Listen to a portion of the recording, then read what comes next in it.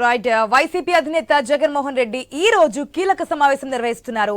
Party నాయకులతో విస్తృత స్థాయి సమావేశంలో భవిష్యత్ కార్యాచరణపై జగన్ దిశానిర్దేశం చేయబోతున్నారు.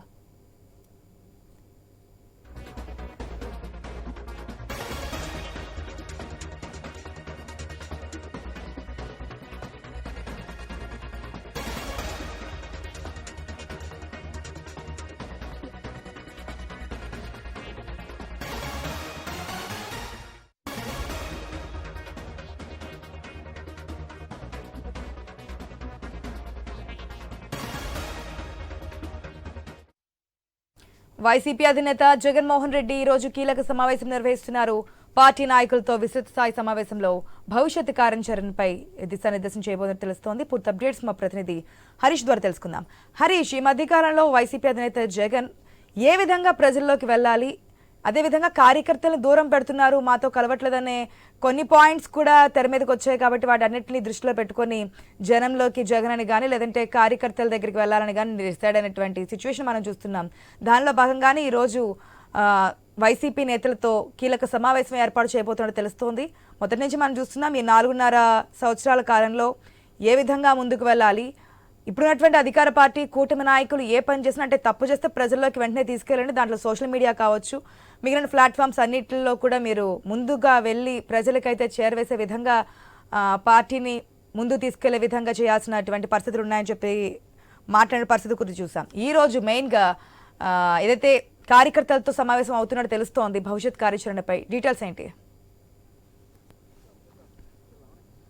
ప్రజెంట్ వైఎస్ఆర్ కాంగ్రెస్ పార్టీ విస్తృత స్థాయి సమావేశం ఈరోజు మరి కాసేపట్లోనే కాజేపల్లి కేంద్ర కార్యాలయం ప్రారంభం కాబోతుంది. ఇక రాబోయేటువంటి రోజులు అనుసరించాల్సినటువంటి వ్యూహాలు ఇప్పటికే 6 నెలల కాలంలో కూటమి ప్రభుత్వం అధికారంలోకి వచ్చిన తర్వాత ఇచ్చినటువంటి హామీలకు సంబంధించినటువంటి అంశాలను పరిగణలోకి తీసుకోకుండా కేవలం డైవర్షన్కి సంబంధించినటువంటి పాలిటిక్స్ పైన మాత్రమే వెళుతుంది అన్నటువంటి ఒక ప్రధానమైనటువంటి అభియోగం ఇప్పటి వరకు కూడా వైఎస్ జగన్ వ్యక్తం చేస్తూ వచ్చారు. ఇప్పుడు తాజాగా భవిష్యత్ కార్యాచరణలో భాగంగా రాబోయేటువంటి 4 6 నెలల కాలంలో అనుసరించాల్సినటువంటి విధి విధానాలకు సంబంధించి అదేవిధంగా రాబోయేటువంటి రోజుల్లో అసెంబ్లీ అదేవిధంగా పార్లమెంట్ స్థానాల్లో ఉన్నటువంటి 4 పార్లమెంటు సభ్యులను కేంద్రంగా చేసుకుని జరిగేటువంటి రాజకీయానికి సంబంధించినటువంటి అంశాలు, రాబోయేటువంటి రోజుల్లో కూటమి ప్రభుత్వం రాష్ట్రంలో ఇచ్చినటువంటి హామీలకు సంబంధించినటువంటి అంశాలు, సూపర్ 6 అమలులో భాగంగా ఇప్పుడు కేవలం ఒకే ఒక పథకాన్ని అమలు చేశారు. మిగిలినటువంటి 5 పథకాలకు సంబంధించినటువంటి అంశాలపైన ఇప్పటివరకు కూడా క్లారిటీ రావాల్సినటువంటి సిచ్యువేషన్ ఉంది.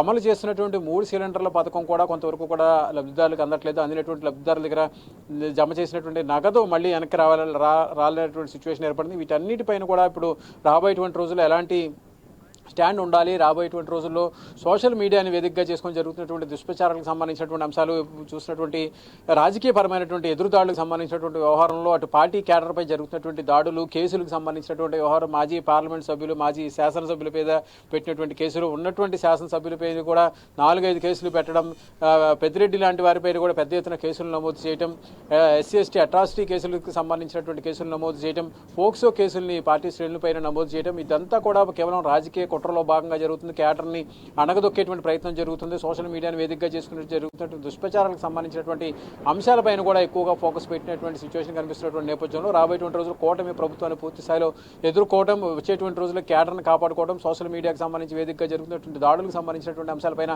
ఫుల్గా ఫోకస్ పెట్టడం, సోషల్ మీడియాను వేదికగా చేసుకుని జరుగుతున్నటువంటి కేసులకు సంబంధించినటువంటి వ్యవహారంలో న్యాయ పోరాటం చేసే విషయంలో క్యాడర్ని, దిగువన ఉన్నటువంటి పార్టీకి సంబంధించినటువంటి శ్రేణులు ఎలా కాపాడుకోవాలి, కాపాడుకునేటువంటి క్రమంలో అనుసరించాల్సినటువంటి న్యాయపరమైనటువంటి పద్ధతులు ఇప్పటికే కూటమి ప్రభుత్వం అధికారంలోకి వచ్చిన తర్వాత కేవలం డైవర్షన్కి సంబంధించినటువంటి పాలిటిక్స్, సోషల్ మీడియాకి సంబంధించి పాలిటిక్స్, వీటన్నిటిపైన కూడా ఇప్పుడు చర్చకు వచ్చేటువంటి అవకాశం ఉంది. అదేవిధంగా అటు షర్మిల కూడా పెద్ద ఎత్తున జగన్ని టార్గెట్గా చేసుకుని చేసినటువంటి ప్రచారాలు, దుష్ప్రచారాలకు సంబంధించినటువంటి అంశాలు, వైఎస్ఆర్ కాంగ్రెస్ పార్టీకి సంబంధించినటువంటి క్యాడర్, వైఎస్ఆర్ దివంగత నేతకు సంబంధించినటువంటి క్యాడర్ ఏదైతే ఉందో ఆ క్యాడర్ని తిరిగి కాంగ్రెస్ వైపు తిప్పుకునేటువంటి ప్రయత్నం చేసినటువంటి క్రమంలో అక్కడ కూడా ఎలాంటి స్టాండ్ ఉండాలి, ఇప్పటివరకు ఉన్నటువంటి 44% పైగా ఉన్నటువంటి ఓటింగ్ని పూర్తిగా ఎలా పార్టీకి ఓన్ చేయాలి, పార్టీని పూర్తిగా నమ్ముకున్నటువంటి కార్యకర్తలు ఏ విధంగా భరోసా ఇస్తారు, దాడులకు సంబంధించినటువంటి వ్యవహారంలో పార్టీకి సంబంధించినటువంటి అధినేత ఎలా ఉండబోతున్నారు,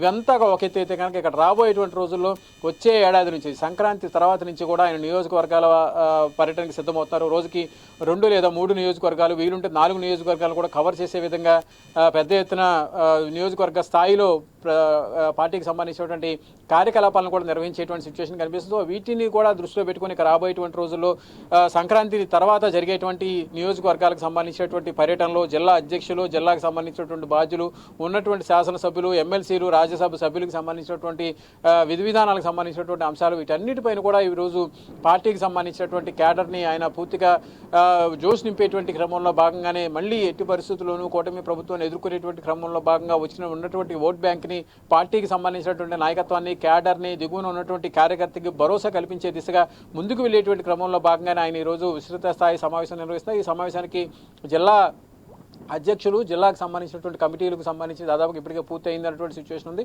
అనుబంధ సంఘాలకు సంబంధించినటువంటి నియామకం కూడా పూర్తి అయినటువంటి నేపథ్యంలో ఇక రాబోయేటువంటి రోజుల్లో ముందుకు వెళ్ళేటువంటి క్రమంలో సోషల్ మీడియా కేసులు ఒకవైపు, రాజకీయంగా జరుగుతున్నటువంటి దాడులు ఒకవైపు, హరీష్, ఇప్పటికే మనం చూస్తున్నాం వైసీపీలో గత ప్రభుత్వంలో కీ రోల్ పోషించినటువంటి వ్యక్తులు కూడా పార్టీలు మారుతున్నారు, కూటమి వైపు మొగ్గు చూపుతున్నారు, కండువాలు మార్చుకోవడానికి సిద్ధంగా ఉన్నట్టు తెలుస్తోంది.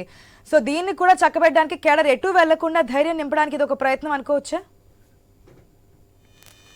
అందులో భాగమే ఖచ్చితంగా మీరు చెప్పినట్టుగా. ఇప్పుడు పార్టీకి సంబంధించినటువంటి సీనియర్ నాయకులు ఎవరైతే ఉన్నారో, ఎప్పటి నుంచో పార్టీని నమ్ముకున్నటువంటి, పార్టీ పెట్టినప్పటి నుంచి కూడా అధికారంలో ఉన్నప్పటికీ కూడా న్యాయం జరిగినటువంటి క్యాడర్ ఎవరైతే ఉన్నారో వాళ్ళను కూడా ఈసారి జగన్ టచ్ చేసేటువంటి అవకాశం కనిపిస్తుంది. ఎందుకంటే అక్కడే అసంతృప్తి మొదలైంది కాబట్టి ఆ అసంతృప్తిని పూర్తిగా మళ్ళీ చల్లబుచ్చేటువంటి వ్యవహారం, ఆ అసంతృప్తులు ఎవరైతే ఉన్నారో, అధికారంలో ఉన్న వాళ్ళు కూడా తమకు న్యాయం జరగలేదు అన్నటువంటి ఒక ఆవేదన ఉన్నటువంటి క్యాడర్ ఏదైతే ఉందో ఆ క్యాడర్ని కూడా మళ్ళీ పార్టీకి దగ్గర చేసేటువంటి ప్రయత్నం చేయడం, నేనున్నాను అనేటువంటి ఒక భరోసా కల్పించడం, జగన్ కనుక భరోసా ఇస్తే జగన్ కనుక నమ్మితే ఎంతవరకైనా వెళ్తారనేటువంటి ఒక అభిప్రాయం క్యాడర్లో కూడా ఉంది. కాబట్టి అదే రకమైనటువంటి నమ్మకాన్ని పూర్తిగా జగన్ క్యాడర్కి దగ్గర చేసేటువంటి ప్రయత్నం చేయటం, క్యాడర్ని మళ్ళీ పార్టీ వైపు తిప్పేటువంటి ప్రయత్నం చేయటం, ఇదంతా కూడా ఇప్పుడు ఈరోజు జరిగేటువంటి విస్తృత సమావేశంలో జరుగుతుంది. ఇక పార్టీ నుంచి వెళ్ళిపోయినటువంటి వాళ్ళ గురించి జగన్ ఇప్పటివరకు కూడా చాలా లైట్ తీసుకున్నటువంటి సిచ్యువేషన్. ఎందుకంటే నాయకత్వం వస్తుంటారు, పోతుంటారు, కానీ క్యాడర్, దిగువ స్థాయిలో ఉన్నటువంటి క్యాడర్, పూర్తిగా పార్టీని నమ్ముకున్నటువంటి క్యాడర్ ఉంది. కాబట్టి వాళ్ళందరినీ కూడా తిరిగి